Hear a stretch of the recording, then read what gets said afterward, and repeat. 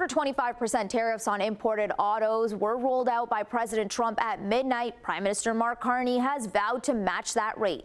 It comes a day after Trump unveiled his plan to tax other countries around half of what they charge the U.S. Canada was able to successfully dodge those reciprocal measures, and a landmark Senate vote last night that saw some allegiances shift, giving Canada a show of support.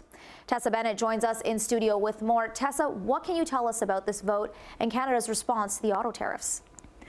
Manisa, 4 Republican senators have broken ranks, voting with Democrats to terminate a national emergency Trump declared in January over the flow of fentanyl across the border, something the president is using to apply blanket tariffs on Canadian goods.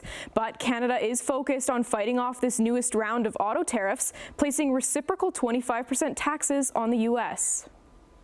In a rare display of opposition to President Trump, 4 Republican senators helped to vote through a resolution 51-48 to end Trump's emergency declaration on the flow of fentanyl at the Canada-U.S. border. This national emergency has been the driving force holding his 25% blanket tariffs on Canada in place. It shows that there's at least some question about Trump's policies among Republicans. The 4 senators who voted with the Democrats and against the president's position are kind of the expected ones.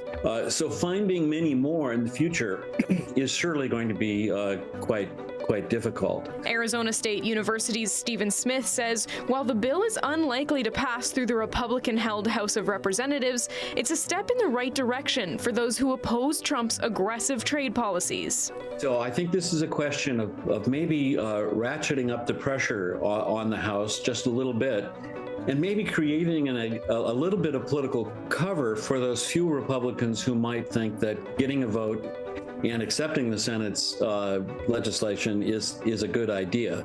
Meanwhile, Prime Minister Mark Carney is readying the country as another front in the trade war opens up. Canada might have been left off Trump's master list of reciprocal tariffs announced yesterday, but the country was hit with 25% tariffs on foreign-made autos at midnight. In response, Carney launched new import taxes of his own.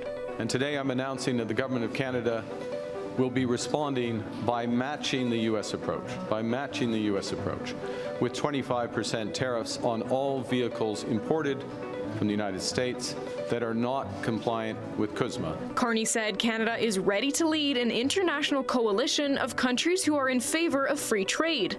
Canada must be looking elsewhere to expand our trade, to build our economy, and to protect our sovereignty.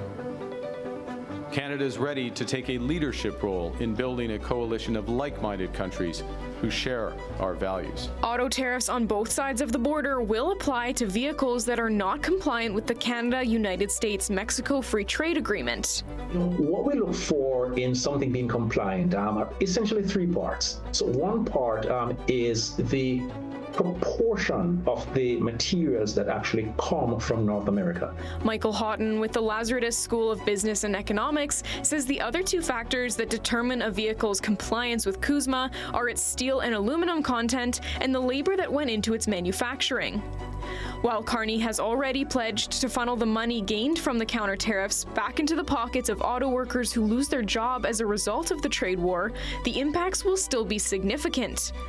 Not only will those working in the auto sector face uncertainty, but Canadians in the market for vehicles will also feel the pinch, as automakers may not have the profit margins to cover those new costs. Normally, what you'd expect ideally is that if there are tariffs, then the manufacturer will absorb some of that cost and shield the customer from the impact. But when your profit margin is already wiped out, you have no room to do that. And the effects are already being felt. Unifor has told its members at the Stellantis assembly plant in Windsor, Ontario, about a 2-week production pause. As of now, Carney says he has not scheduled another phone call with the president, but he said when the 2 spoke last month, he advised Trump that Canada would be retaliating to the auto tariffs.